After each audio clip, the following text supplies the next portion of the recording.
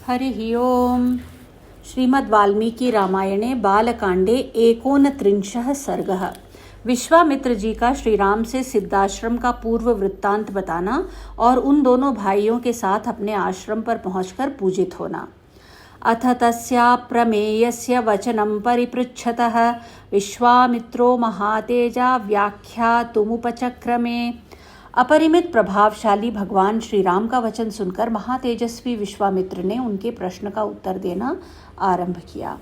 इह राम महाबाहो विष्णुर्देव नमस्कृतः वर्षाणि सुबहूनीह तथा युगशतानि च तपश्चरण्य योगार्थमुवाससु महातपाः एष पूर्वाश्रमो राम वामनस्य महात्मनः।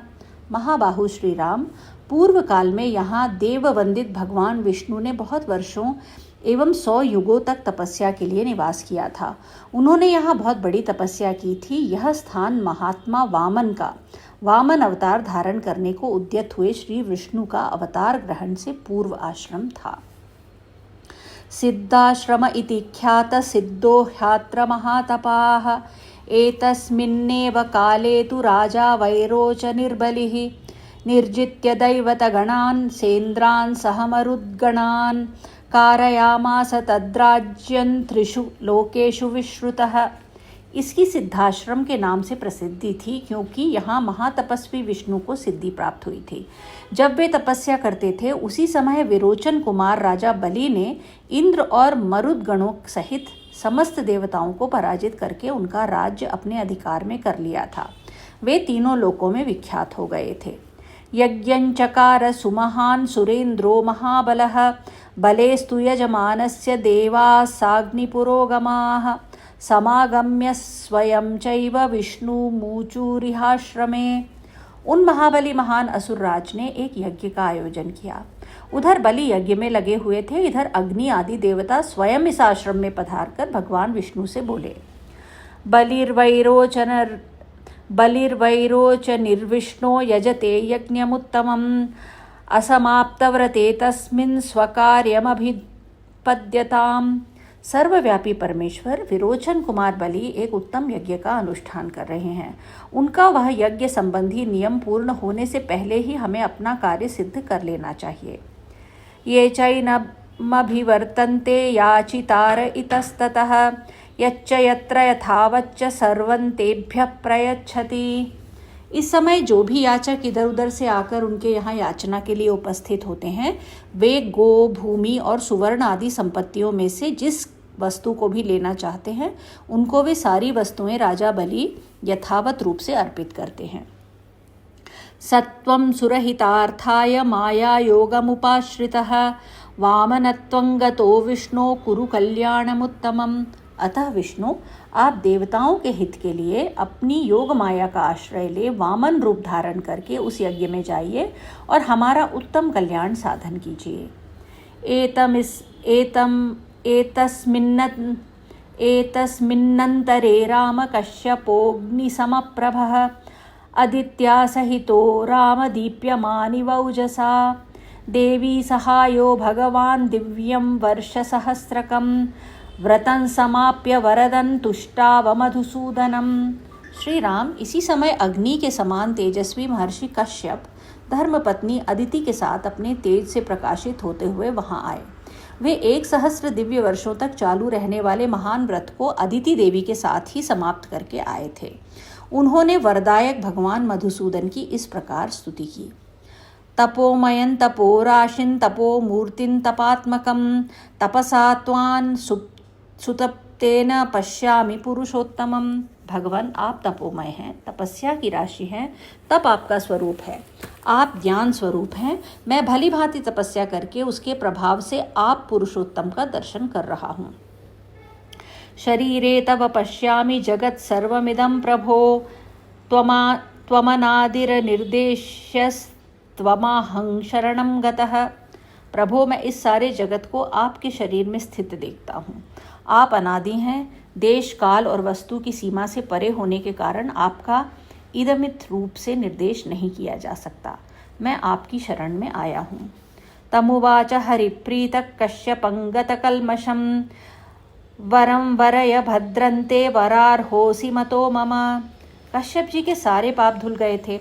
भगवान श्री हरि ने अत्यंत प्रसन्न होकर उनसे कहा, महर्षि तुम्हारा कल्याण हो, तुम अपनी इच्छा के अनुसार कोई वर मांगो, क्योंकि तुम मेरे विचार से वर पाने के योग्य हो। तच्छ्रुत्वा वचनं तस्य मारीचः कश्यपो ब्रवीत्, आदित्या देवतानांच मम चैवानुयाचितं, वरं वरद सुप्रीतो दातुमर्हसि सुव्रत, पुत्रत्वं गच्छ भगवन् आदित्या मम चानघ। भगवान का यह वचन सुनकर मरीचि नंदन कश्यप ने कहा, उत्तम व्रत का पालन करने वाले वरदायक परमेश्वर, संपूर्ण देवताओं की, अदिति की तथा मेरी भी आपसे एक ही बात के लिए बारंबार याचना है। आप अत्यंत प्रसन्न होकर मुझे वह एक ही वर प्रदान करें। भगवान निष्पाप नारायण देव, आप मेरे और अदिति के पुत्र हो जाएं। भ्राता भवयवीयान्स्त्वं शक्रस्यासुरसूदन, शोकार्तानां तु देवानां सहाय्यं कर्तुमर्हसि। असुरसूदन, आप इंद्र के छोटे भाई हो और शोक से पीड़ित हुए इन देवताओं की सहायता करें। अयं सिद्धाश्रमो नाम प्रसादात्ते भविष्यति, सिद्धे कर्मणि देवेश उत्तिष्ठ भगवन्नितः। देवेश्वर भगवान, आपकी कृपा से यह स्थान सिद्धाश्रम के नाम से विख्यात होगा।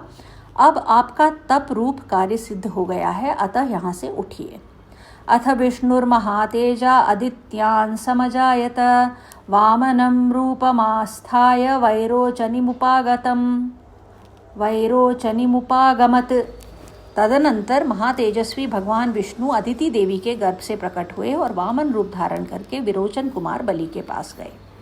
त्रीन् पदानथ भिक्षित्वा प्रतिगृह्य च मेदिनीम्, आक्रम्य लोकान् लोकार्थी सर्वलोकहिते रतः, महेन्द्राय पुनः प्रादान् नियम्य बलिमोजसा, त्रैलोक्यं स महातेजाश्चक्रे शक्रवशं पुनः। संपूर्ण लोक के हित में तत्पर रहने वाले भगवान विष्णु बलि के अधिकार से त्रिलोकी का राज्य ले लेना चाहते थे।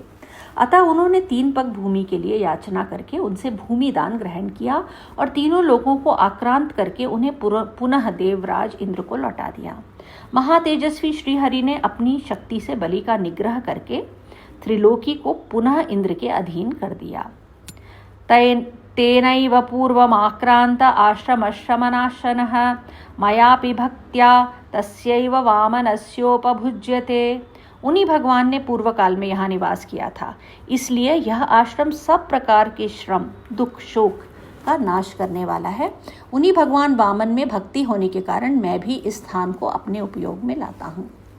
एनमाश्रम मायांति राक्षसा विघ्नकारिणः, अत्र ते पुरुषव्याघ्र हंतव्या दुष्टचारिणः। इसी आश्रम पर मेरे यज्ञ में विघ्न डालने वाले राक्षस आते हैं। पुरुष सिंह, यहीं तुम्हें उन दुराचारियों का वध करना है। अद्य गच्छामहे राम सिद्धाश्रममनुत्तमं, तदाश्रमपदन्तात तवाप्येतद् यथा मम। श्री राम, अब हम लोग उस परम उत्तम सिद्धाश्रम में पहुंच रहे हैं। तात, वह आश्रम जैसे मेरा है वैसे ही तुम्हारा भी है। इत्युक्त्वा परमप्रीतो गृह्य रामं सलक्ष्मणं, प्रविशन्नाश्रमपदं व्यरोचत महामुनिः, शशीवगतनीहार पुनर्वसु समन्वितः। ऐसा कहकर महामुनि ने बड़े प्रेम से श्री राम और लक्ष्मण के हाथ पकड़ लिए और उन दोनों के साथ आश्रम में प्रवेश किया। उस समय पुनर्वसु नामक 2 नक्षत्रों के बीच में स्थित तुषार रहित चंद्रमा की भांति उनकी शोभा हुई। संक्षिप्त रूप में तन्द्दृष्ट्वा मुनयः सर्वे सिद्धाश्रमनिवासिनः, उत्पत्त्योत्पत्त्य सहसा विश्वामित्रमपूजयन्, यथार्हं चक्रिरे पूजां विश्वामित्राय धीमते, तथैव राजपुत्राभ्यां कुर्वन्नतिथिक्रियाम्। विश्वामित्र जी को आया देख सिद्धाश्रम में रहने वाले सभी तपस्वी उछलते कूदते हुए सहसा उनके पास आए और सबने मिलकर उन बुद्धिमान विश्वामित्र जी की यथोचित पूजा की। इसी प्रकार उन्होंने उन दोनों राजकुमारों का भी अतिथि सत्कार किया। मुहूर्तमथ विश्रान्तौ राजपुत्रावरिन्दमौ प्राञ्जलिमुनिशार्दूलमूचुतु रघुनंदनौ। 2 घड़ी तक विश्राम करने के बाद रघुकुल को आनंद देने वाले शत्रुदमन राजकुमार श्री राम और लक्ष्मण हाथ जोड़कर मुनिवर विश्वामित्र से बोले, अद्यैव दीक्षां प्रविश भद्रन्ते मुनिपुंगव, सिद्धाश्रमोऽयं सिद्धः स्यात् सत्यमस्तु वचस्तव। मुनि श्रेष्ठ, आप आज ही यज्ञ की दीक्षा ग्रहण करें, आपका कल्याण हो। यह सिद्धाश्रम वास्तव में यथा नाम तथा गुण सिद्ध हो और राक्षसों के वध के विषय में आपकी कही हुई बात सच्ची हो। एवमुक्तो महातेजा विश्वामित्रो महान् ऋषिः प्रविवेश तदा दीक्षान् नियतो नियतेन्द्रियः कुमारावपितान् रात्रिमुषित्वा सुसमाहितौ प्रभातकाले चोत्थाय पूर्वान् सन्ध्यामुपास्य च प्रशुचि परमं जाप्यं समाप्य नियमेन च हुताग्निहोत्रमासीनं विश्वामित्रमवन्दताम्। उनके ऐसा कहने पर महातेजस्वी महर्षि विश्वामित्र जितेंद्रिय भाव से नियम पूर्वक यज्ञ की दीक्षा में प्रविष्ट हुए। वे दोनों राजकुमार भी सावधानी के साथ रात व्यतीत करके सवेरे उठे और स्नान आदि से शुद्ध हो प्रातः काल की संध्योपासना तथा नियम पूर्वक सर्वश्रेष्ठ गायत्री मंत्र का जाप करने लगे। जब पूरा होने पर उन्होंने अग्निहोत्र करके बैठे हुए विश्वामित्र के चरणों में वंदना की। इत्यार्षे श्रीमद् रामायणे वाल्मीकीय आदिकाव्ये बालकांडे 39 सर्गः। इस प्रकार श्री वाल्मीकि निर्मित आर्ष रामायण आदि काव्य के बालकांड में 29वां सर्ग पूरा हुआ। 30 सर्गः। श्री राम द्वारा विश्वामित्र के यज्ञ की रक्षा तथा राक्षसों का संहार। अथ तौ देशकालज्ञौ राजपुत्रावरिन्दमौ देशे काले च वाक्यज्ञां बभ्रूतान् कौशिकं वचः। तदनंतर देश और काल को जानने वाले शत्रुदमन राजकुमार श्री राम और लक्ष्मण, जो देश और काल के अनुसार बोलने योग्य वचन के मर्मज्ञ थे, कौशिक मुनि से इस प्रकार बोले, भगवन् श्रोतुमिच्छावो यस्मिन् काले निशाचरौ संरक्षणीयौ तौ ब्रूहि नातिवर्तेत तत्क्षणम्। भगवान, अब हम दोनों यह सुनना चाहते हैं कि किस समय उन दोनों निशाचरों का आक्रमण होता है, जबकि हमें उन दोनों को यज्ञ भूमि में आने से रोकना है। कहीं ऐसा न हो असावधानी में ही वह समय हाथ से निकल जाए, अतः उसे बता दीजिए। एवं ब्रुवाणौ काकुस्थौ त्वरमाणौ युयुत्सया सर्वे ते मुनय प्रीता प्रशंसुर्नृपात्मजौ। ऐसी बात कहकर युद्ध की इच्छा से उतावले हुए उन दोनों ककुस्थवंशी राजकुमारों की ओर देखकर वे सब मुनि बड़े प्रसन्न हुए और उन दोनों बंधुओं की भूरी भूरी प्रशंसा करने लगे। अद्य प्रभृति षड्रात्रं रक्षतान् राघवौ युवां दीक्षांगतो हेश मुनिर्मौनित्वञ्च गमिष्यति। वे बोले, ये मुनिवर विश्वामित्र जी यज्ञ की दीक्षा ले चुके हैं, अतः अब मौन रहेंगे। आप दोनों रघुवंशी वीर सावधान होकर आज से 6 रातों तक इनके यज्ञ की रक्षा करते रहें। तौ तु तद्वचनं श्रुत्वा राजपुत्रौ यशस्विनौ अनिद्रं षड्होरात्रं तपोवनमरक्षताम्। मुनियों का यह वचन सुनकर वे दोनों यशस्वी राजकुमार लगातार 6 दिन और 6 रात तक उस तपोवन की रक्षा करते रहे। इस बीच में उन्होंने नींद भी नहीं ली। उपासाञ्चक्रतुर्वीरौ यत्तौ परमधन्विनौ ररक्षतुर्मुनिवरन् विश्वामित्रमरिन्दमौ। शत्रुओं का दमन करने वाले वे परम धनुर्धर वीर सतत सावधान रहकर मुनिवर विश्वामित्र के पास खड़े हो उनकी और उनके यज्ञ की रक्षा में लगे रहे। अथ काले गते तस्मिन् शठे हनितदागते सौमित्रिमब्रवीद्रामो यत्तो भव समाहितः। इस प्रकार कुछ काल बीत जाने पर जब छठा दिन आया, तब श्री राम ने सुमित्रा कुमार लक्ष्मण से कहा, सुमित्रा नंदन, तुम अपने चित्त को एकाग्र करके सावधान हो जाओ। रामस्यैवं ब्रुवाणस्य त्वरितस्य युयुत्सया प्रज्ज्वाल ततो वेदि सोपाध्याय पुरोहिता। युद्ध की इच्छा से शीघ्रता करते हुए श्री राम इस प्रकार कह ही रहे थे कि उपाध्याय, ब्रह्मा, पुरोहित, उपद्रष्टा तथा अन्यान्य ऋत्विजों से घिरी हुई यज्ञ की वेदी सहसा प्रज्वलित हो उठी। वेदी का यह जलना राक्षसों के आगमन का सूचक उत्पात था। सदर्भचर्मसुक्का सदर्भचमससृक्कास समित्कुसुमोच्चया विश्वामित्रेण सहिता वेदिर्जज्ज्वालसर्त्विजा। इसके बाद कुश, चमस, सृक, समिधा और फूलों के ढेर से सुशोभित होने वाली विश्वामित्र तथा ऋत्विजों से सहित जो यज्ञ की वेदी थी उस पर आहवनीय अग्नि प्रज्वलित हुई। अग्नि का यह प्रज्वलन यज्ञ के उद्देश्य से हुआ था। मंत्रवच्च यथान्यायं यज्ञोऽसौ संप्रवर्तते आकाशे च महाच्छब्द प्रादुरासीत् भयानकः। फिर तो शास्त्रीय विधि के अनुसार वेद मंत्रों के उच्चारण पूर्वक उस यज्ञ का कार्य आरंभ हुआ। इसी समय आकाश में बड़े जोर का शब्द हुआ जो बड़ा ही भयानक था। आवार्य गगनं मेघो यथा प्रावृषि दृश्यते तथा मायां विकुर्वाणौ राक्षसावभ्यधावतां मारीचश्च सुबाहुश्च तयोरनुचरास्तथा आगम्य भीमसंकाशा रुधिरौघानवासृजन्। जैसे वर्षा काल में मेघों की घटा सारे आकाश को घेरकर छाई हुई दिखाई देती है, उसी प्रकार मारीच और सुबाहु नामक राक्षस सब ओर अपनी माया फैलाते हुए यज्ञ मंडप की ओर दौड़े आ रहे थे। उनके अनुचर भी साथ आए थे। उन भयंकर राक्षसों ने वहां आकर रक्त की धाराएं बरसाना आरंभ कर दिया। तान्तेन रुधिरौघेण वेदीं वीक्ष्य समुक्षितां सहसाभिद्रुतो रामस्तानपश्यत्ततो दिवि तावापतन्तौ सहसा दृष्टा राजीवलोचनः लक्ष्मणं त्वभिः सम्प्रेक्ष्य रामो वचनमब्रवीत्। रक्त के उस प्रवाह से यज्ञ वेदी के आसपास की भूमि को भीगी हुई देख श्री रामचंद्र जी सहसा दौड़े और इधर उधर दृष्टि डालने पर उन्होंने उन राक्षसों को आकाश में स्थित देखा। मारीच और सुबाहु को सहसा आते देख कमल नयन श्री राम ने लक्ष्मण की ओर देखकर कहा, पश्य लक्ष्मण दुर्वृत्तान् राक्षसान् पिशिताशनान् मानवास्त्र समाधूतान् नीलेन यथा घनान् करिष्यामि न संदेहो नोत्सहे हन्तुमीदृशान्। लक्ष्मण, वह देखो मांस भक्षण करने वाले दुराचारी राक्षस आ पहुंचे। मैं मानवास्त्र से इन सबको उसी प्रकार मार भगाऊंगा जैसे वायु वेग से बादल छिन्न भिन्न हो जाते हैं।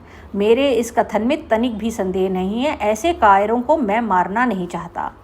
इत्युक्त्वा वचनं रामश्चापे संधाय वेगवान् मानवं परमोदारमस्त्रं परमभास्वरं चिक्षेप परमक्रुद्धो मारीचौरसी राघवः। ऐसा कहकर वेगशाली श्री राम ने अपने धनुष पर परम उदार मानवास्त्र का संधान किया। वह अस्त्र अत्यंत तेजस्वी था। श्री राम ने बड़े रोष में भरकर मारीच की छाती में उस बाण का प्रहार किया। सतेन परमास्त्रेण मानवेन समाहतः संपूर्ण योजनशतं क्षिप्तः सागर संप्लवे। उस उत्तम मानवास्त्र का गहरा आघात लगने से मारीच पूरे 100 योजन की दूरी पर समुद्र के जल में जा गिरा। विचेतनं विघूर्णन्तं शीतेषु बलपीडितं निरस्तं दृश्य मारीचन रामो लक्ष्मणमब्रवीत्। शीतेषु नामक मानवास्त्र से पीड़ित हो मारीच अचेत सा होकर चक्कर काटता हुआ दूर चला जा रहा है। यह देख श्री राम ने लक्ष्मण से कहा, पश्य लक्ष्मण शीतेषु मानवं मनुसंहितं मोहयित्वा नयत्येन न च प्राणैर्वियुज्यते। लक्ष्मण, देखो मनु के द्वारा प्रयुक्त शीतेषु नामक मानवास्त्र इस राक्षस को मूर्छित करके दूर लिए जा रहा है, किंतु उसके प्राण नहीं ले रहा है। इमानपि वधिष्यामि निर्घृणान् दुष्टचारिणः राक्षसान् पापकर्मस्थान् यज्ञघ्नानरुधिराशनान्। अब यज्ञ में विघ्न डालने वाले इन दूसरे निर्दय दुराचारी पापकर्मी एवं रक्तभोजी राक्षसों को भी मार गिराता हूँ।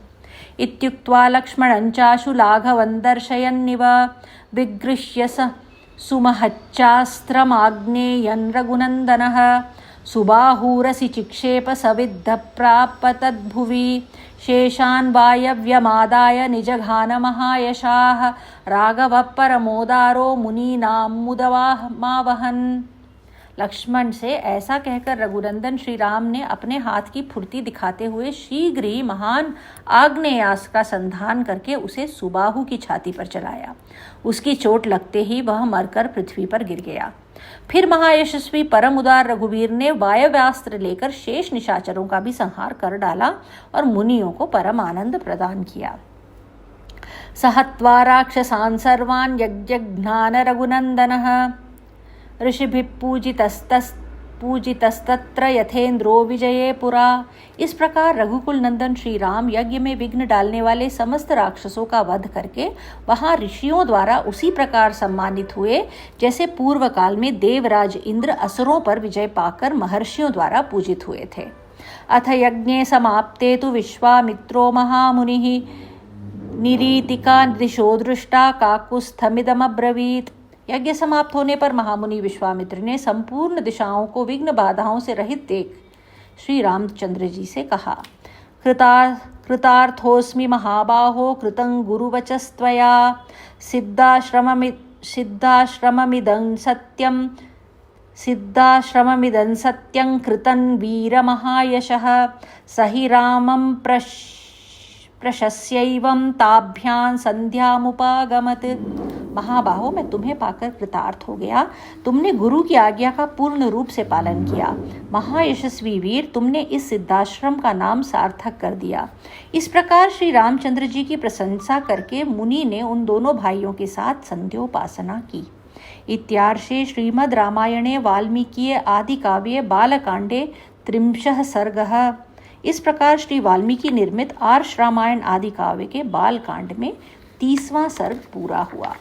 हरि ओम।